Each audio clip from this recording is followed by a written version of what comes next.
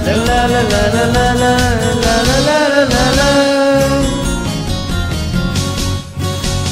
Takilay na chomna na pada Sini sampana samdida O takilay na chomna na pada Sini sampana samdida Layrangi fajaba singin gining thiba Layrangi fajaba singin gining thiba Nuzana pal tangjabini Nuzana pal tangjabini Nangi mai thong urubada Sajibu gulabna ikai jabini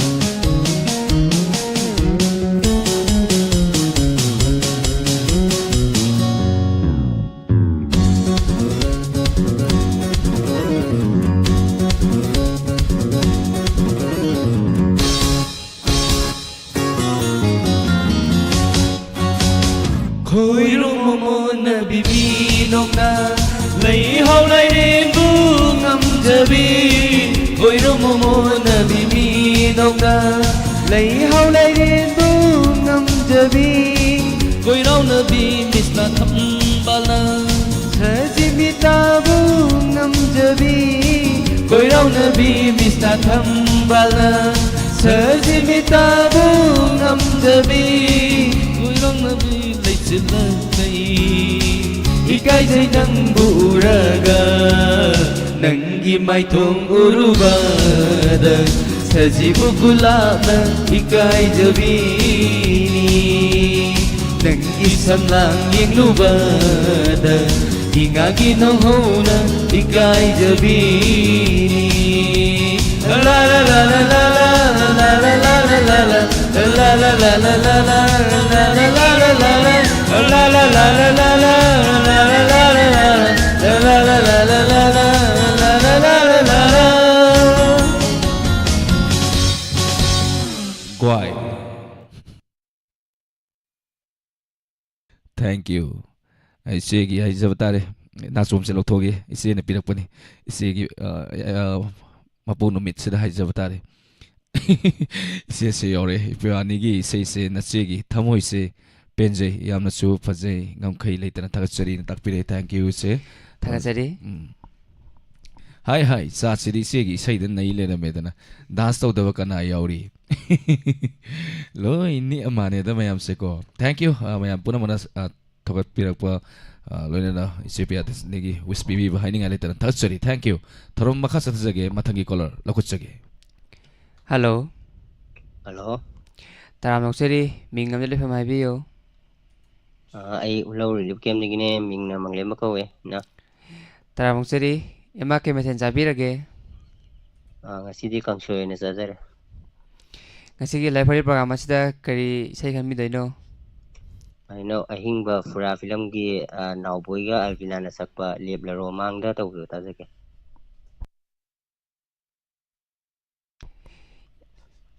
sai je mate ma khudon ta mir pe ya gadro hoi hoi mate tang tam jer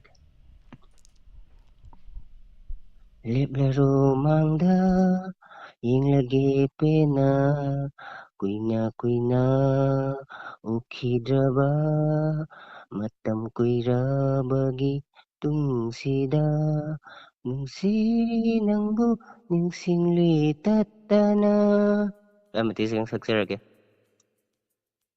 Tabi ni sing habiyo sa tongan ba platform sing tabi ba singa dedi lapsa ta library ba marup mayam jiga sarani ga dum plap tar thagachari sei ko dotam jake ngahak su pon pahen jare waro wibe yate ko dotam sa Leplero manda yeng lage pena Leplero manda yeng lage pena kuina kuina unadraba matam kuira bagi tunging sida nungsi nangbu ning singli tatana kau bengam de mikup kuding nungsi nangbu ning singli tatana kau bengam de mikup kuding.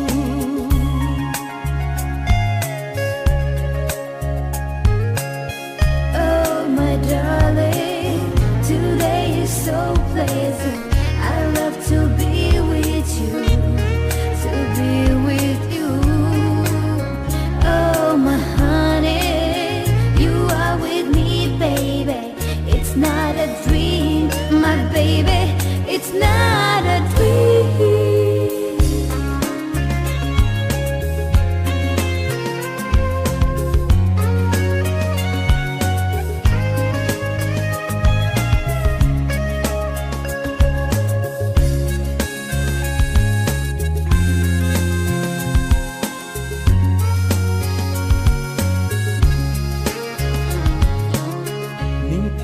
Shakdamna laikol sigi laiting oi zare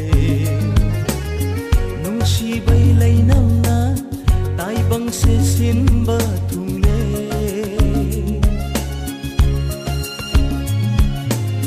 ninthi bi shakdamna laikol sigi laiting oi zare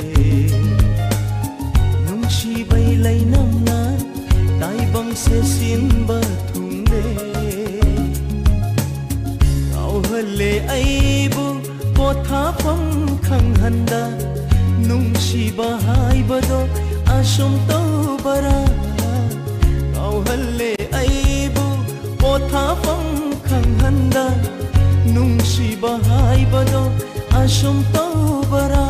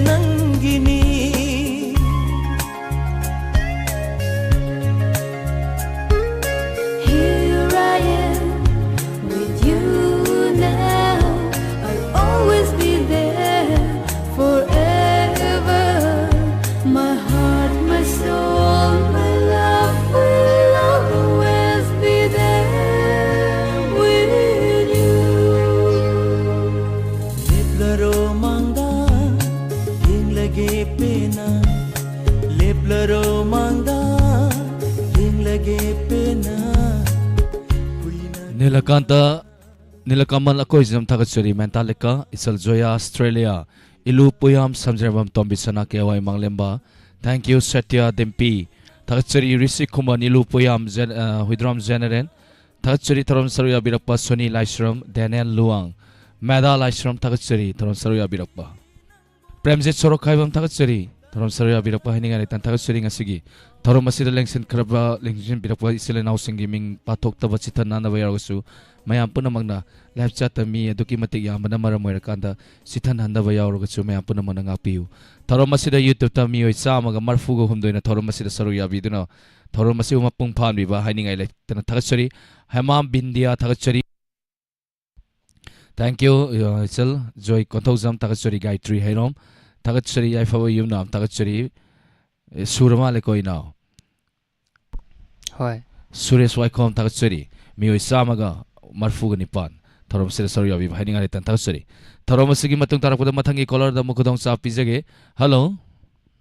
Hello, good evening, sir. Good evening, Taram Noksari Mingamadile from my view. Bambole Kadi Benako Reza. Tagachari Thorom Sari Abirapa Karimatel Savirage. Sir, Kansoin Sazari. Santoksari Thorom Asir Kari say can be gani. Sir, Sayan Kadi, Angavolation Dagi. Now we are Sophia Saktiba. Aigi Oidrabasu Sansar. She's a Sadi doing Sanzari. Tavi Nimusing have you see? Tabi Bamang, put the Camino, there is a line the Tagachari Thorom Sari Abirapa Toromapung Pambirapa. Could all Tamjari Taminasi. Thank you, sir.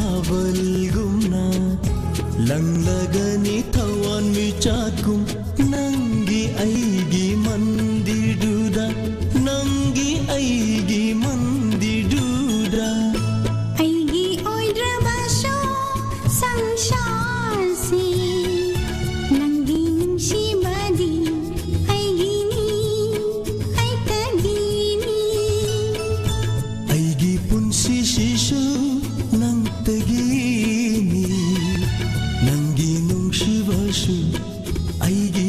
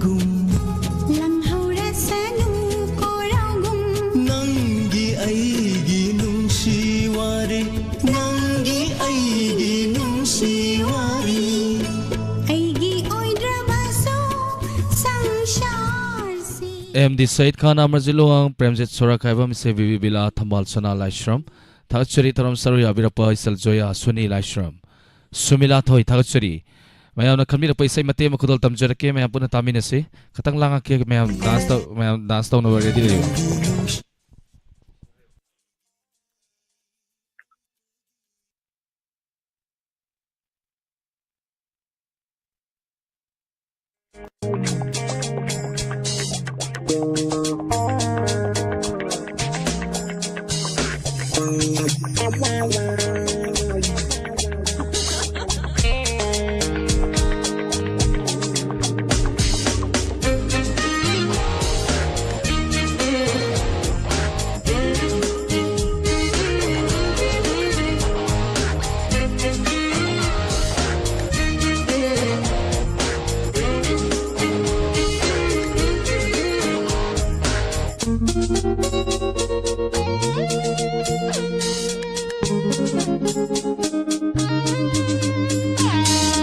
Nangi Singhigi manam dusu Nungsi vanida Napada sinki banasum dusu Ipagda pagsa vanida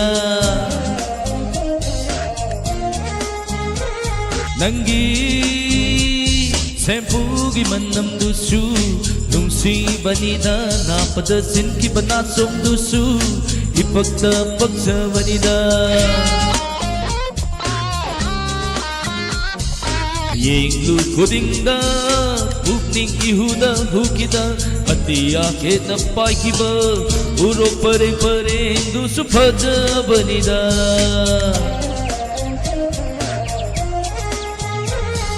Yeng lu kudingda Bukning ihuda hukida Ati ake na paikiba Urok pareng pareng Dusu paja banida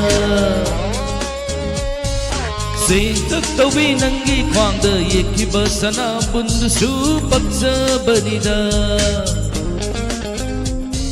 Sintak tawi nangi kwangda yekiba sana bundu su paksa banida Nangi sempugi manam dusu Nungsi banida napada sinki banasum dusu Ipagda paksa banida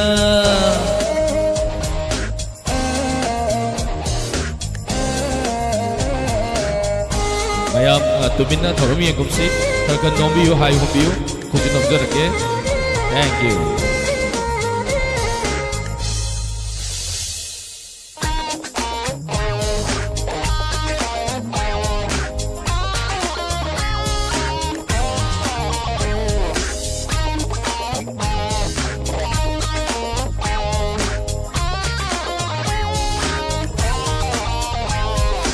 Ing tập giờ vi nangi na tàu ni thầm giờ ni ngài ôi đi vì mày thấy cha đâu ni Ing tập giờ vi nangi na tàu ni thầm giờ ni ngài ôi đi vì mày thấy cha đâu ni mi tàu tầm giờ vi phi dệt lấy tên mi tàu tầm giờ vi phi dệt lấy tên ni cô xem nhau đó na ning du yai di basamla cô xem nhau đó na ning du yai di basamla he na dum baksa de he na dum ning thi de nung si vi mai thôn do he na dum baksa de he na dum ning thi de nung si vi seng lâu do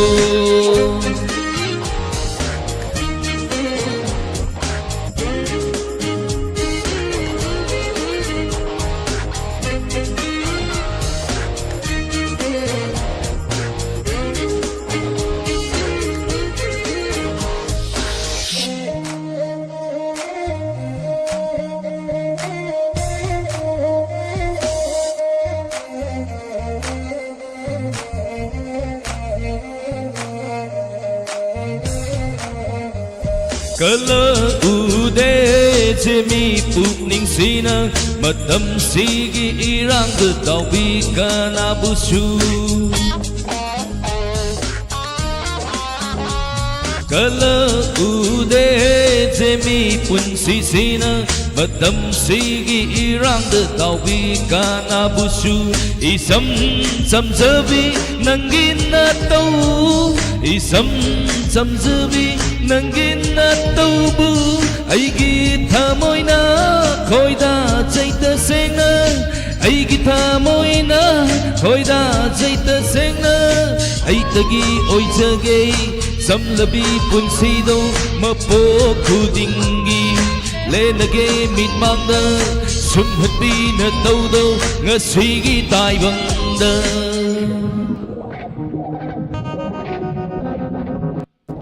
nangi sempugi manam dusu nungsibanida napadasin ki banatsom dusu hai hai wai aduni as mai laktana program tawgi thoram tawgi khunungai sidi yanglen ga ji humang saujani da sum nom nom jin nai ta ne ko room manung se light kai kai thanjalakpa studios manung sida 24 hours se khoi 4 days amu sure koina thaul palising ani ni hai tare hapage AC ju thawa ya da generator oibna maram war kanda thoram taw khoi khwang gai se mong yam ta jani khunungai sidi khunungai ama ga isai ga sakning ye thoram se santona bo hona jawa tam da khoi nongma da palising ani gi thawan jai ado mayam na so do mateng pangbire ngasi so ngasi gi haitare ngasi gi thaw hana bagi damak mateng pangbire haninga de tana takachari thank you maya puna mak bu hana takachari thoram tabiri bo kurima haninga de tana takachari mayam so adum khoi so nomjara ke mayam so nombiu me 198 ngasi gi YouTube live streaming da lebi ba haninga de tana takachari sanat to mi samur lak ba che takachari thoram sarya bi poi bem sa ning thojam MD Said Khan Huidrom General Mentalika Liglai Sumila Thoi takachari mingi loina pathok sarege call pairi se sau soi lang patare mi sani ga masure thank you very much mathangi caller hello hello good evening Charlie good evening taram nokseri mingam de lefam haibiyo sir phone to dire bai medan lai chamoi tang pokte taram nokseri kai mathen sabirage ngasi jibo sir kam choi win sabe ngasigi live phone program asida kaisai khanmi doino mai sa film dagi sir ngasigi thingde de tha tenang se habi se ko ta je kudon tam jarake mayam punna taminasi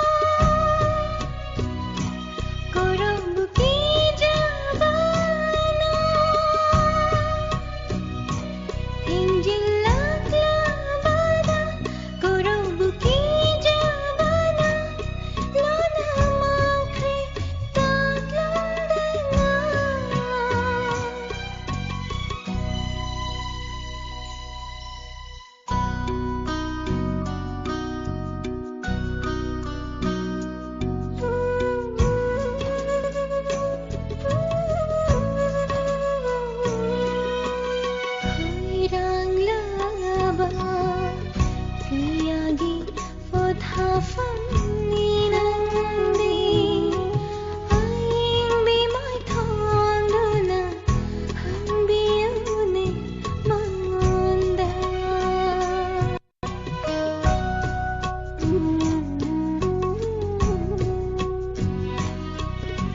ꯈꯣꯏꯔꯥꯡꯂꯕ ꯀꯌꯥꯒꯤ ꯄꯣꯊꯥꯐꯝꯅꯤ ꯅꯪꯗꯤ ꯑꯏꯪꯕꯤ ꯃꯥꯏꯊꯣꯡꯗꯨꯅ ꯍꯪꯕꯤꯌꯨꯅꯦ ꯃꯉꯣꯟꯗ ꯉꯥꯏꯔꯝꯃꯣ ꯍꯥꯏꯕ ꯋꯥꯍꯩꯁꯤꯕꯨ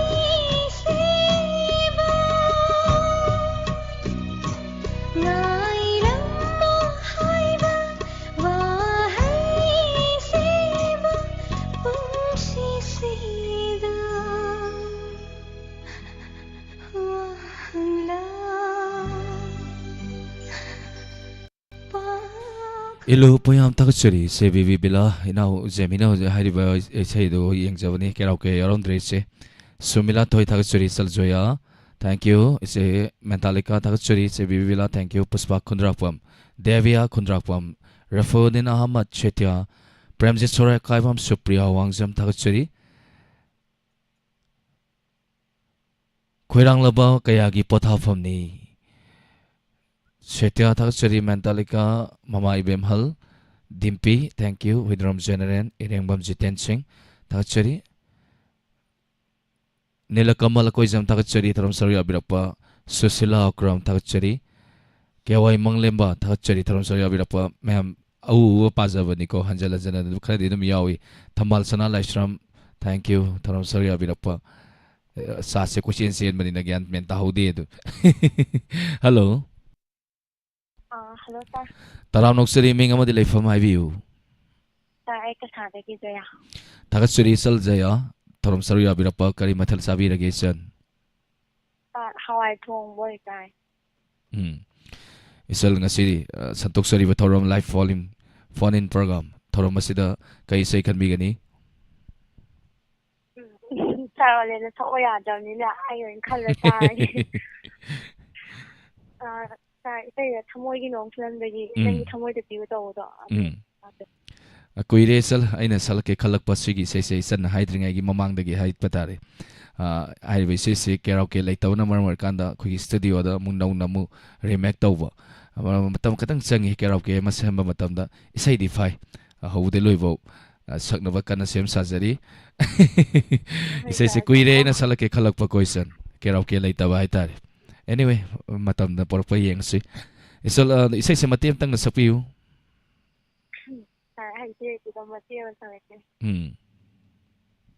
Nangi thamoida piyo aigi shupigla mama Nangna kanchikta oira basho aibo nang shirawa Ya pasaba isai matai amasapirak ba takachuri tabining masting abiu Kudal tamchari me apuna taminasi Thank you, sir.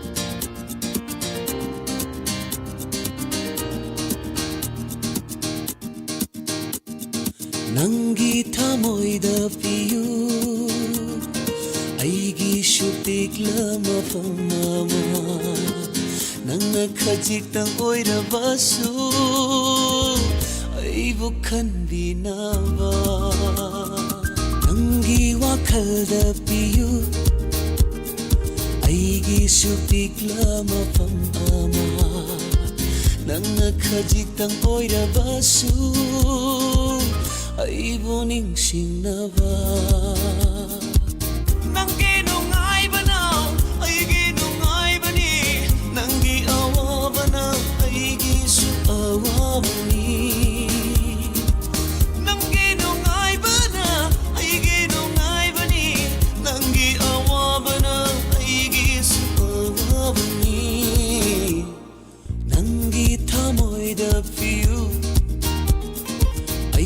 ꯑꯩꯒꯤꯁꯨ ꯄꯤꯛꯂꯕ ꯃꯐꯝ ꯑꯃ ꯅꯪꯅ ꯈꯖꯤꯛꯇꯪ ꯑꯣꯏꯔꯕꯁꯨ ꯑꯩꯕꯨ ꯈꯟꯕꯤꯅꯕ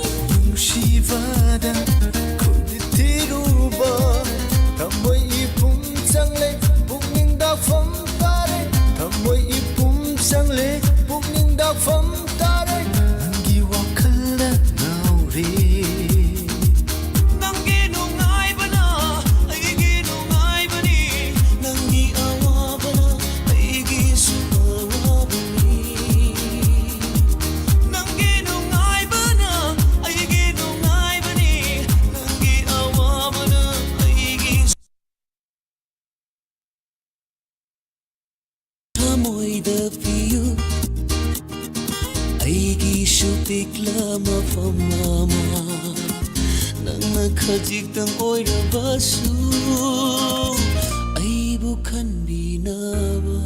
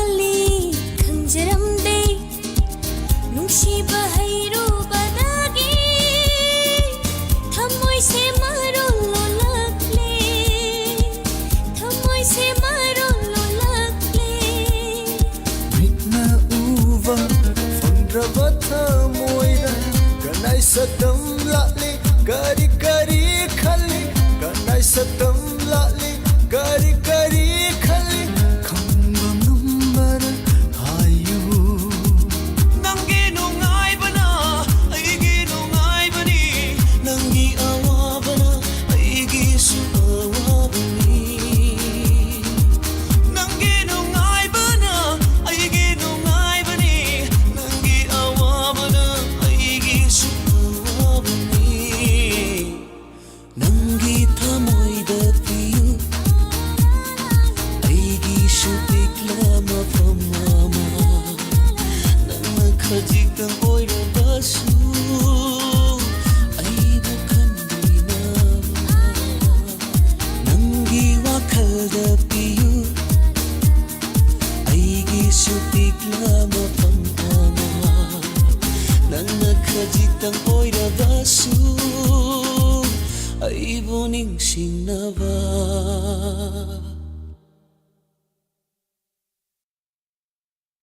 Thank you mayam punamak hanan takchuri mi oi lengdana leviri takchuri ani takchuri abenau takchuri tharam sarya virapa rena thangjam takchuri thamal chana laishram sila ke is prem ji sorakaibam ango bisorokaibam karong takchuri domsa tharam sarya virapa tharam segi makha sa thajarapa mathangi kolor da mukudong sa pijari Hello. Hello. Taram Nokseri, Mingam Lily from my view. There later, so we be yakan. Taram Nokseri, Ibo came at Sabir again. I see the Kong Tong Bazar. Ima hojikse kadai wai leibirino. Ai thamungda video tari. Thachuri ima thorom saruya birakpa. Ima radio tara tana nofet tora dum radio ta biri ko ima. Nuoga tari kappa tardi yadamni. Kappa ka taba yadamni nuoga tari hari ima se ko yam nungai ba ima ni yam thamoi seng bai tare ima se ima santok sari ba thorom live following program thorom masida kari sei khanbi gani. Olang thawa ma je. Jigen chane khapa. Nanna pai jo he sai jo honi go. Ta ga nung chu ba ye ta hau da la ban. Yam nungai dori ima sei se. Tapi ni min kara hajar ke. Habi ima. Ai gi mang tin ne pa. Ya de ni kala thor. Ja olen se jeni. Do wa hong li do ta ga khudin maka tamin na je. Thachuri ma thorom saruya birakpa sei ko tamjeri me apana tamina se ima. Sei da jara gi.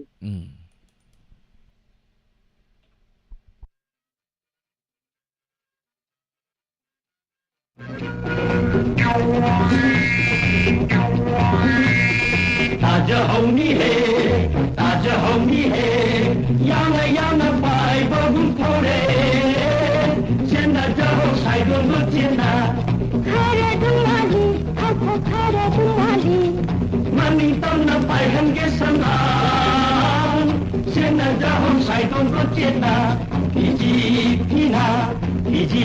पीना कन्न पाई जो है कन्न कौन जो है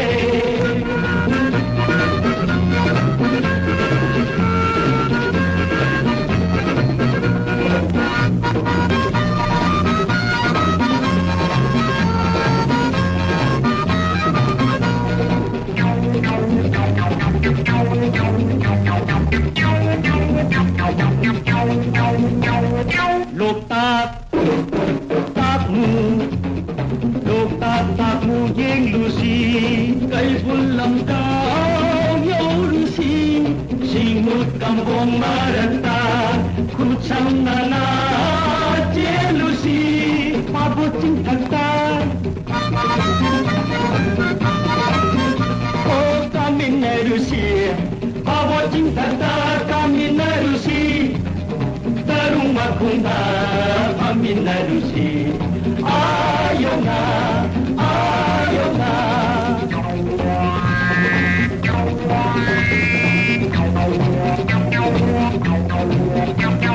Sauram mani hai Mairam mani hai Kanna honge nakko mauna ba Kanna pai jo ibanda cheta Chola ga chole Lupa ga lupe Chola lage na pido loina Sounding sound dai sing ge ising Chole pele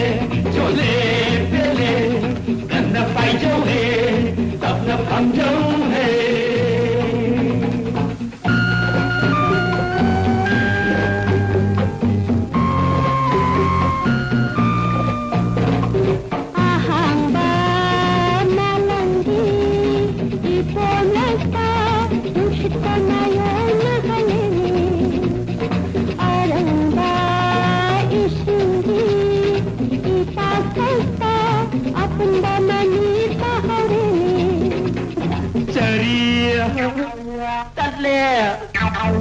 Ceri tatle Sagla me Loire hape Charse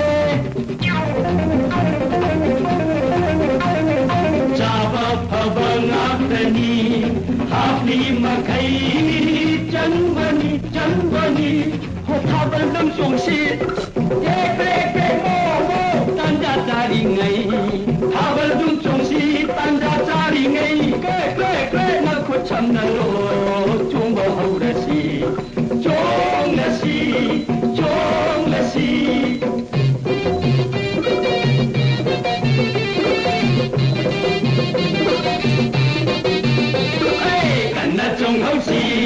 kanna chung ho si sabi khut ta sanong na bu pai kong dong na si tham moi nong hi wa no sinan nang kendi lakani tanda si ma halla tum si amu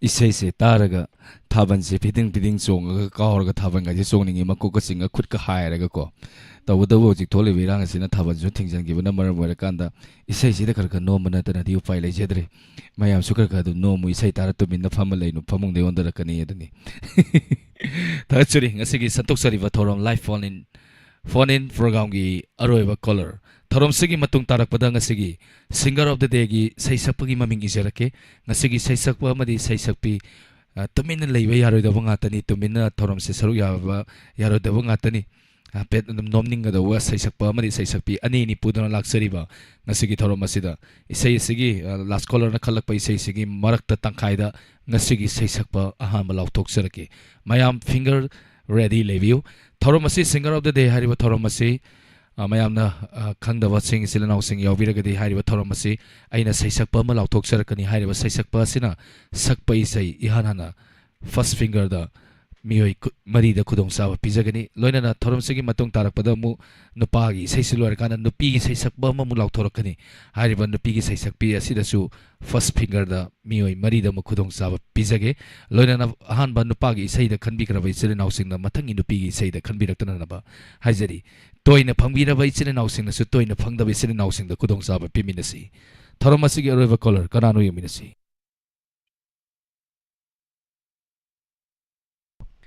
Hello. Hello. Taram Nokseri, Mingle from Haibiu. Ino aduga sarole.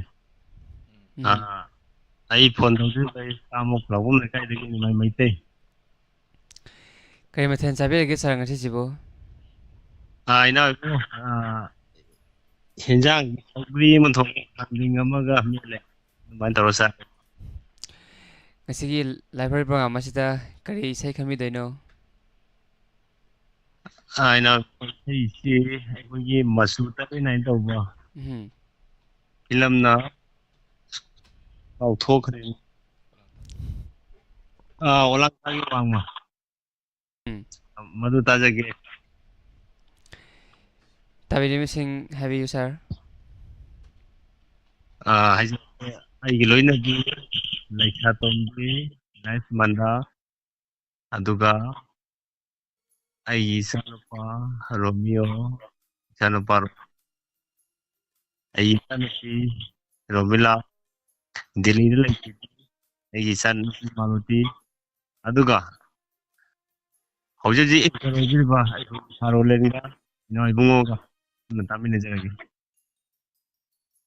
Isai kolotam sigi takachari thorom sarya birapa ngasigi thorom masigi aroiba color haini ngai tan takachari kolotam jari mem puna taminasi okay jemi mai pai bisi jemi story mai se mai par kan da haitare ne chikse sida thet pado thet pa se yada ba namar mo kan da samai na pai dei ni ko generator ma kon je ma palom dagi sangjalakpa maram aduna ni koina pai jari ba sinasu sound se katang seng na lakpa haitare anyway haibira po takachari loina numit marini sure generator se makonje dam sang pa mar mar ka sinanda segi mic sida de musang da waitar ta chari thorom sar ya birak pa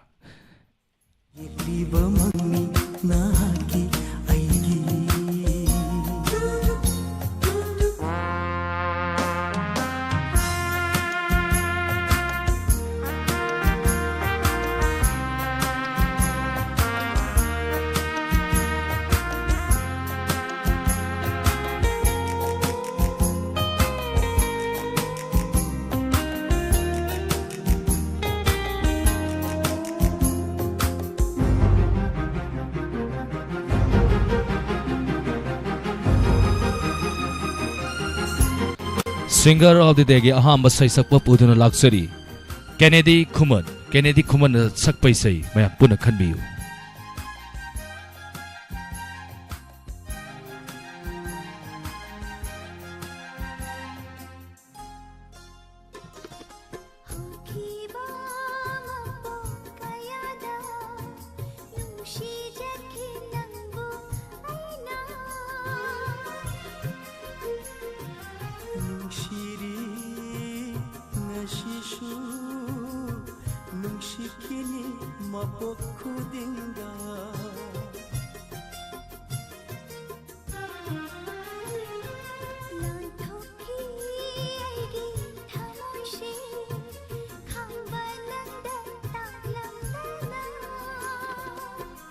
ꯈꯟꯖꯈꯤ ꯏꯊꯟꯇ ꯅꯪꯇꯒꯤꯅꯤ ꯑꯩꯍꯥꯛꯀꯤ ꯊꯃꯣꯏ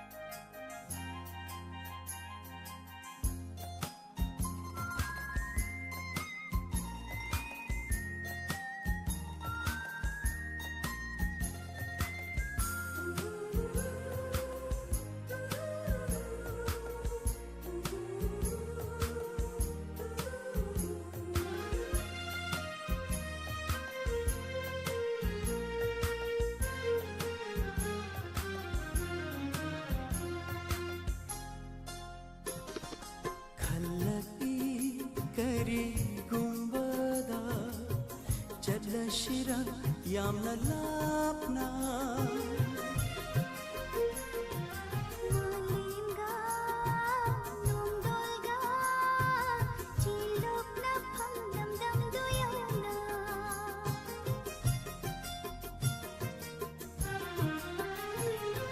ꯊꯋꯥꯏꯅ ꯏꯁꯩ ꯑꯣꯏꯗꯨꯅ ꯇꯤꯟꯗ꯭ꯔꯤ ꯐꯥꯎꯕ ꯁꯨꯔꯒꯤ ꯃꯥꯂꯪ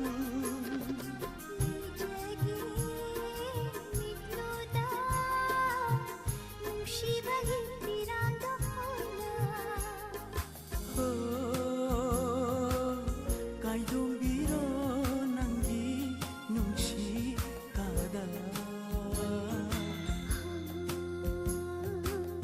ꯃꯆꯨ ꯇꯔꯦꯠꯅ ꯌꯦꯛꯂꯤꯕ ꯃꯪꯅꯤ ꯅꯍꯥꯛꯀꯤ ꯑꯩꯒꯤ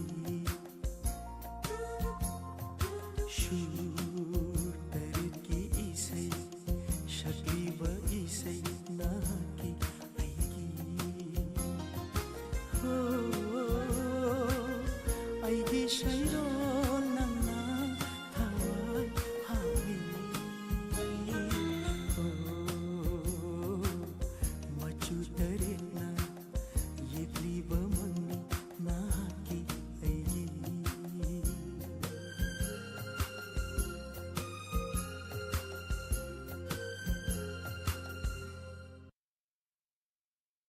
Thank you. Thorom maka sata jarakpa inau Jemi degi sai mate taminarga inau Jemi mo ngatang mayam degi mo laptop chage. Loina na thorom sigi maka tarak paisai kambira karbading text ibira karbisile nau singda mu ngasigi santok sariba singer of the degi thorom maka sata jarake toina phangba ichile nau singde amani kanjagre mayam punna manak na warau biroi. Phangdriba singda mu khudong sa apijage ngasigi singer of the day hariba thorom masida first khanjagani hariba first to the special haitare kaigumba ma khudol tamanjage mayamda mayam sungai biu kari oirakpa yabage ado I hora a surprise soina mayam usage inau Jemi degi sai mataminasi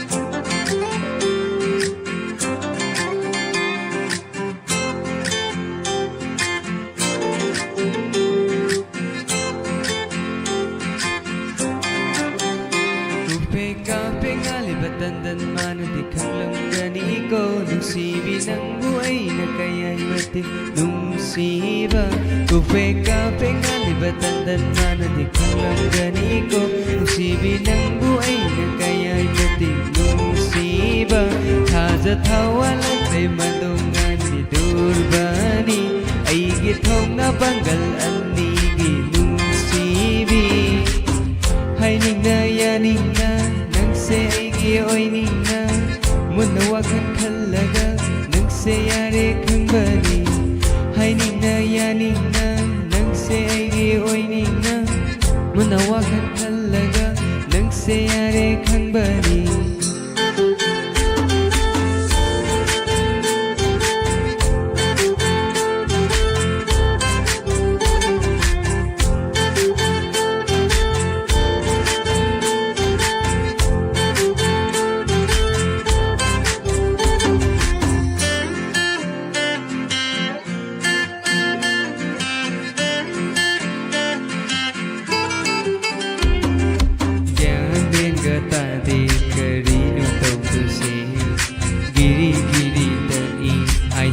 ka khangdeda nangibu khangara lairik upanana kari tau haibano amuk ta hairamu ho lam hen bangai kho amuk